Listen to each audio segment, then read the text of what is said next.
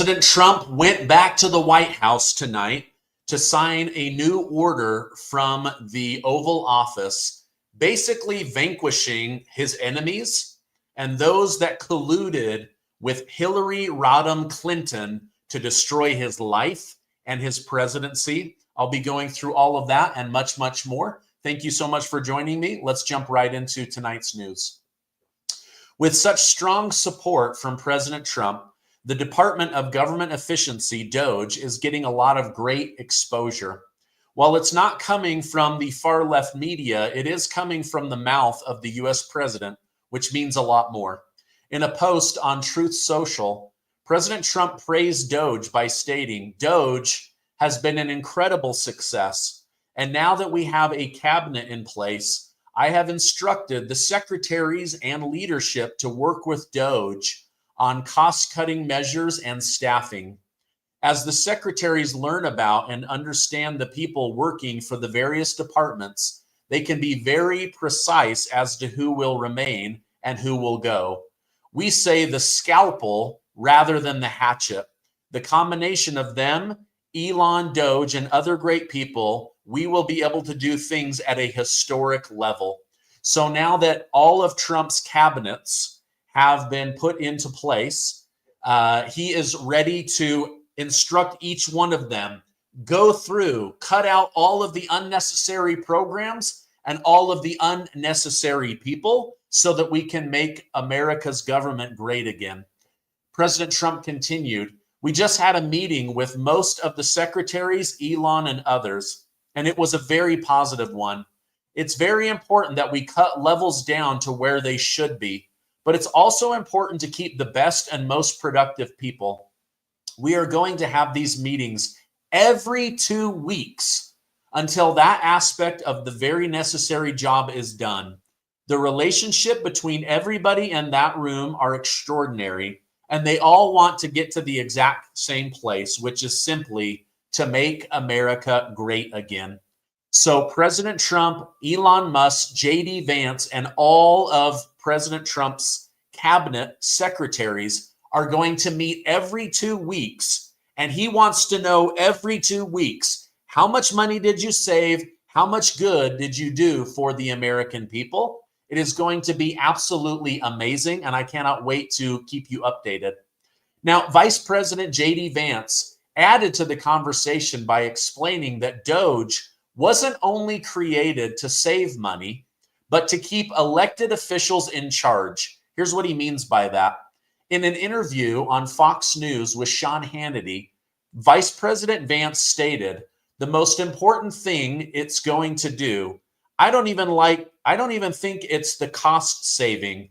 It's making the bureaucracy, the unelected officials, responsive to the elected president.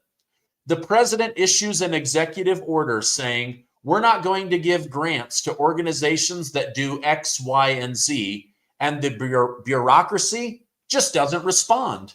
DOGE has identified grants that were going to be made in violation of an executive order and stop them before the money is wired. So not only will our taxpayer money be safeguarded by President Trump and Vice President JD Vance, but our right to have an elected official lead the country will also be safeguarded." Now, let me know over in the comments, do you like this? Do you like the idea that the person you voted for is actually running the country and not the unelected bureaucrats? Do you believe that the Democrats just lost future elections after last night's State of the Union? I believe they did, especially how they acted. From what I'm reading online, Willie, they embarrassed themselves and their party, and I don't know why anyone would vote for them in the future. Thanks for your question. All right, now, just to give you an idea of how stupid these officials have been with our taxpayer money, they've been paying $1.4 million a year in rent to keep Barack Obama's top secret documents in a storage unit.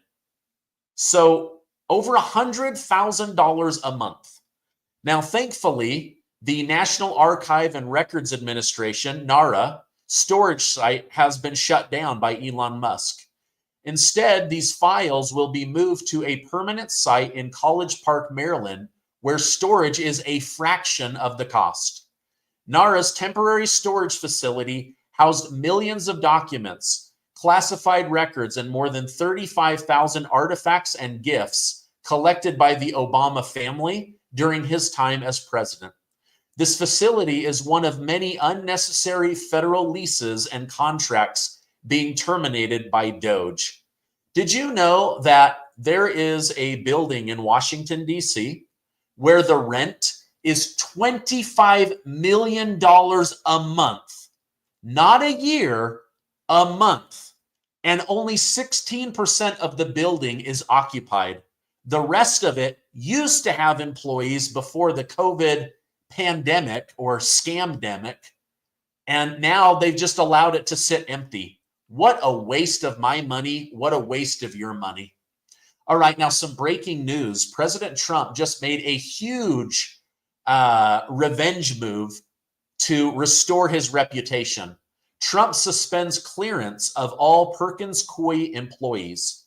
Today, President Donald Trump signed an executive order which suspends the security clearance for employees of law firm Perkins Coie, a law firm which represented Hillary Clinton and was involved in the Steele dossier related to allegations of Trump's Russia connections. This order also triggers a review into practices of several other large law firms regarding unlawful diversity, equity, and inclusion initiatives. The action is perceived as targeting lawfare and weaponization of legal practices against political opponents. This is the law firm Hillary Clinton personally employed to destroy Donald Trump and label him a Russian asset or a Russian agent to the American people. So in a spectacular revenge move, President Trump has just pulled all of their secret clearance. They are now no longer allowed to work with the government on secret initiatives. I think that this is amazing. Many of them, I believe, should be jailed. They almost destroyed the country. It's absolutely embarrassing. All right. Hey, what do you guys think of my brand new Gulf of America hat? It just arrived today. I love it. It's comfortable, and I might need to give some away. All right. Now, with all of this embarrassing information coming out regarding how Democrats led the country and behaved at the State of the Union, ESPN sports commentator Stephen A. Smith voiced his disappointment with his own political party. Last night on the Jimmy Fallon show, Jimmy Fallon asked whether he could save the Democratic Party. In response, Stephen A. Smith stated, "Folks are nuts, number one. Number two, the Democratic Party, they're lost. They had a bad few months. We all know this. And even though there's a lot of qualified Democrats all over the country from a local perspective, governors, mayors, stuff like that, there's no real national voice. They've come to me. And so, I did not ask for this. I don't want this. I happen to have a very, very, very good life, a very good job. Good, very good. So is the Democrat Party starting to groom and mentor and build up Stephen A. Smith to run in 2028? They're so desperate to keep Kamala Harris from running in 2028. They're like, okay, who do we have on a national stage that we could bring before the American people? And it looks like it's him, but we'll see. We'll see. I would actually venture that he'll most likely leave the Democrat Party before he leads the Democrat Party. Now, as of now, it seems unlikely Stephen A. Smith will venture into the political arena, but you never know. He might surprise all of us. He actually is fairly common sense, so that wouldn't bother me too much. But like he said, he has a very, very, very good life. Unfortunately, in Ukraine, it seems like the situation is only worsening. According to Reuters News, a senior Trump official and 3 other sources claimed the Trump administration is planning to revoke temporary legal status for around 240,000 Ukrainians who sought refugee in America during the conflict with Russia. While some have speculated this move could be due to Ukrainian President Zelensky's recent outburst, I don't see it that way. Sources say this move is part of a larger effort by the Trump administration to strip legal status from over 1.8 million migrants who were granted entry under temporary humanitarian parole, which was established by the Biden administration. However, in a post on X, White House press secretary stated, "No decision on this issue has been made at this time." As you know, during Trump's recent address before Congress, Texas Representative Al Green caused a scene by shouting and interrupting President Trump, which led to him being escorted out by the Congress police. Now, it seems he's even more determined to hurt President Trump and fuel vengeance against the sitting president. Representative Green told TMZ Live that he will be filing articles of impeachment against President Donald J. Trump. He stated, "I'm absolutely going to do it. The level of incivility emanating from the presidency, much of it in policy, is something we cannot tolerate. If President Barack Hussein Obama had behaved in this fashion, he would have been impeached. There is no question in my mind. So I believe that this president cannot escape this one thing that each member of Congress has. There are 435 of us. We have it. He is a Goliath, but there are 435 Davids in Congress. I'm one of them, and I'm going to bring articles of impeachment." Now, I hate to break it to Al Green, but you don't have the numbers, and you don't have the American people. So right now, President Trump is wildly popular. DOGE is wildly popular. Saving American taxpayer money, wildly popular. Ending the Russia-Ukraine war, wildly popular. Getting inflation down, wildly popular. Closing the border, kicking illegal immigrants out of the country. Every single thing is wildly popular, except for maybe the tariffs, right? We'll talk more about those in a minute. Now, Al Green can't possibly think how Trump reacted was unfair, much less warrants an impeachment. Come on. You broke decorum and you were kicked out because of your behavior. And now because of your behavior, you want him removed from office? But this is just Democrat leadership thinking, right? Blame other people for your own stupidity. All right, now I want to share something from Insurrection Barbie, a conservative independent journalist on X about Ukraine and George Soros. Ukraine is much more than a money laundering operation. Ukraine was developed single-handedly by George Soros ever since it got its freedom after communism fell. He literally helped write the Constitution, the judicial reform, and all the policy positions the country took.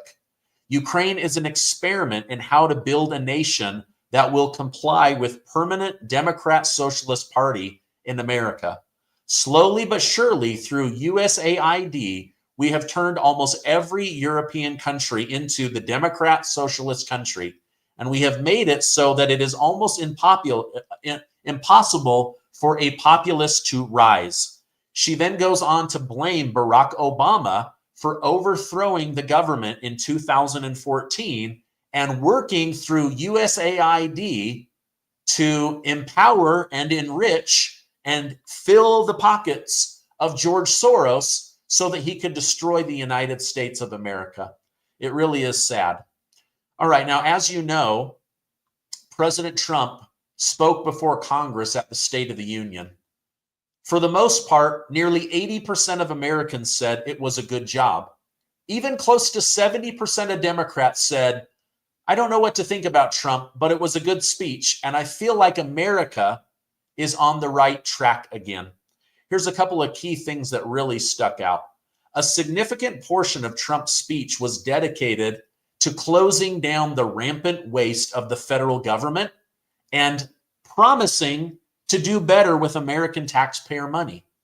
The second, which was really incredible, President Trump provided an important update on the terrorist responsible for the Abbey Gate attack, which killed 13 servicemen and women.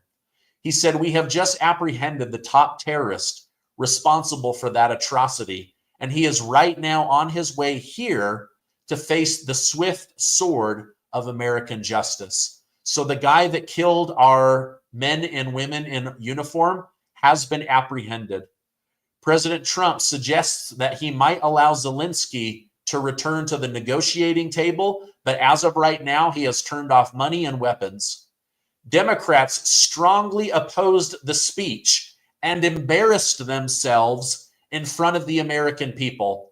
Many independents now side more with Donald Trump since the other night than they did before. You can literally watch. Fox News had President Trump's screen along with voting tabulators, and every time the Democrats hated something that Donald Trump said, the independents and the Republicans shot way up in approval rating. It's absolutely incredible to see. Now, Trump's speech showed us that we made a good decision. We picked a good president. We picked a strong leader to lead America back to the right path. As of right now, a vast majority of Americans believe America is on the right track, where for 4 years under Joe Biden, they believed that America was on the wrong track. Now, I know there's a lot ahead of us, but I've got to say, I do believe that we are on the right track in most areas of the United States. Now, thankfully, DOGE's actions are inspiring other branches of the U.S. government. The Department of Veteran Affairs is now taking a page out of DOGE's book and planning to cut 80,000 jobs. They claim that this is part of an aggressive reorganization of the veteran agency. The memo issued by VA Chief of Staff Christopher Sirek claimed an agency-wide reorganization will occur this August. It directs top officials to begin preparing to resize and adjust the workforce to align with the mission and updated structure. VA Secretary Doug Collins defended the workforce cuts, stating that the recent reduction would save $83 million annually, which would then be reinvested into healthcare, veteran benefits, and services for veterans. He stated, "These and other recent personnel decisions are extraordinarily difficult, but VA is focused on allocating its resources to help many veterans, families, caregivers, and survivors. This move will not hurt VA healthcare, benefits, or beneficiaries. In fact, veterans are going to notice a change for the better." Probably one of the things that they will like best is that now there aren't going to be millions of illegal immigrants who are getting better health care than our veterans, that are getting priority appointments to doctors before our veterans. So this is actually a really, really big deal. I, for one, am very excited about it. Now, just think about how badly our veterans have been mistreated. There's a reason why so many veterans are homeless or committing suicide or in desperate need of medical and mental care.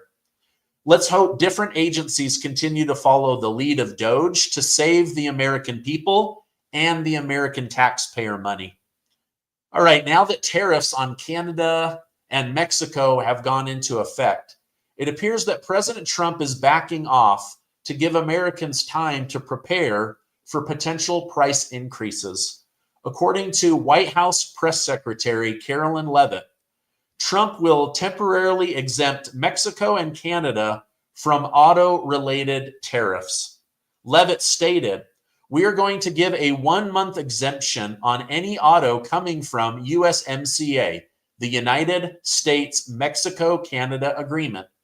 Reciprocal tariffs will still go into effect on April 2nd, but at the request of the companies associated with the United States-Mexico-Canada Agreement, the president is giving them exemption for 1 month so that they are not at an economic disadvantage."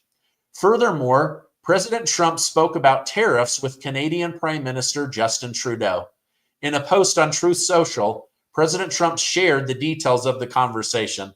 You're not going to believe what President Trump said to Prime Minister Justin Trudeau. Trump stated, Justin Trudeau of Canada called me to ask what could be done about tariffs.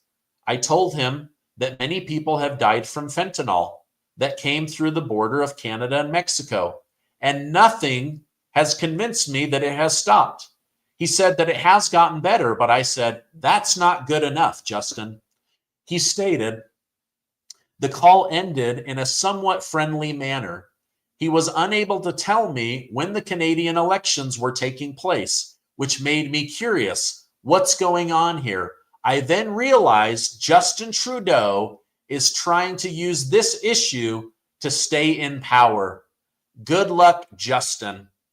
So President Trump said that everything Justin Trudeau is doing right now is actually a political stunt.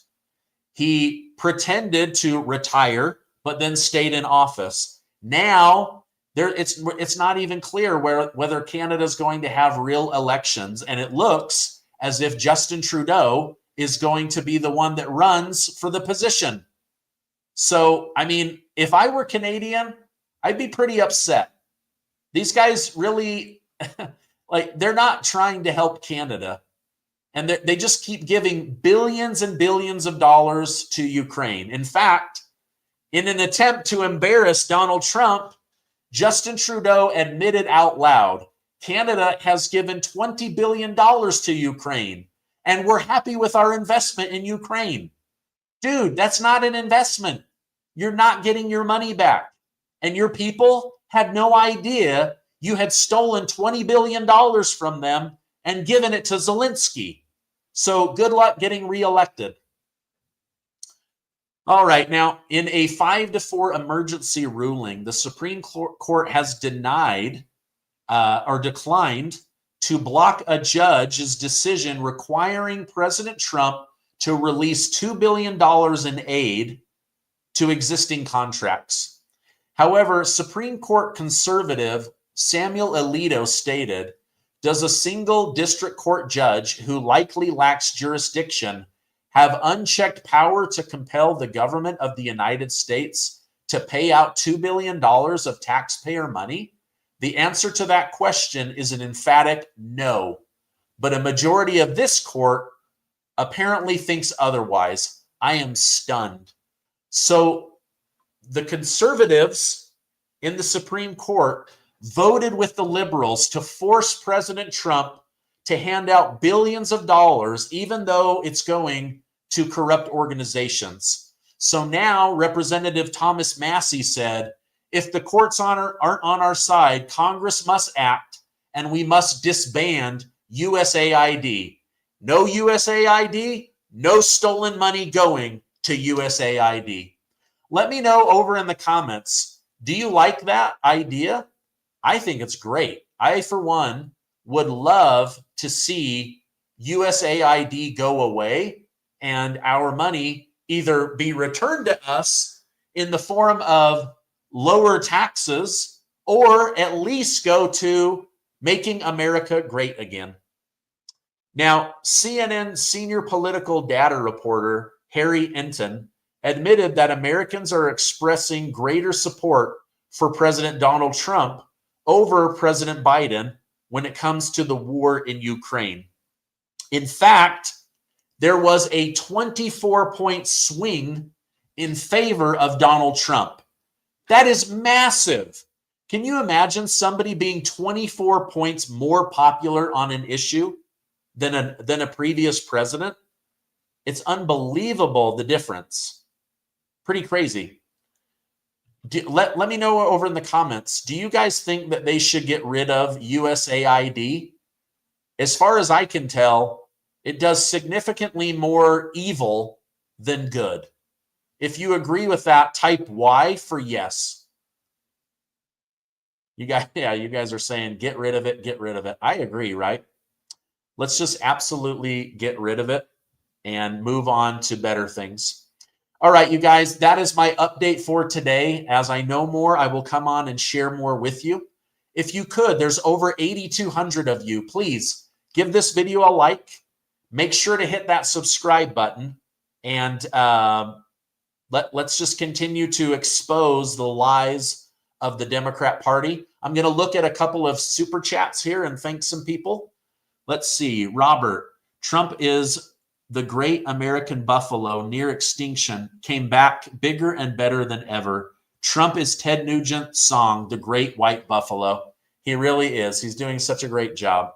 Thank you for the update and analysis. My music is on Spotify. All right. I don't know anything about Norman Lee Smith music, but if you guys want to go to Spotify and check out Norman Lee Smith music, go check it out. All right. Let's see. Do you believe how the stock markets are looking and that it's just trying to balance itself out from all the money fraud that has been found by Musk? You know, I don't know what's really going on with the stock market. I think that people are a little bit nervous. And whenever that happens, people pull money to the sidelines and they wait, and then it kind of rushes back in. So are we going to have a Trump session, a Trump recession? I don't think so. But we are due for one. The only reason we didn't have a recession under Joseph Robinette Biden, according to top economists, is because he put $3 trillion into the U.S. economy. So I think there could be some of that. People going, oh, wait a minute, we've been artificially propped up. Oh, wait a minute, there's not going to be as much money coming out of the government. Oh, wait a minute, maybe I should just maybe pause, lock in some gains, see if it drops more. If not, go back in. My guess is the big companies and the indexes, they're all going to be fine. There's a lot of money moving into gold and silver. But anyway, that's just my 2 cents, which isn't really worth much because President Trump just outlawed pennies. All right, you guys, I love you. Stay amazing, and I will see you on the next video, which is tomorrow. I've got one of my best interviews that I'm doing tomorrow. I'm so excited. I hope I can sleep. It's going to be amazing. See you guys tomorrow.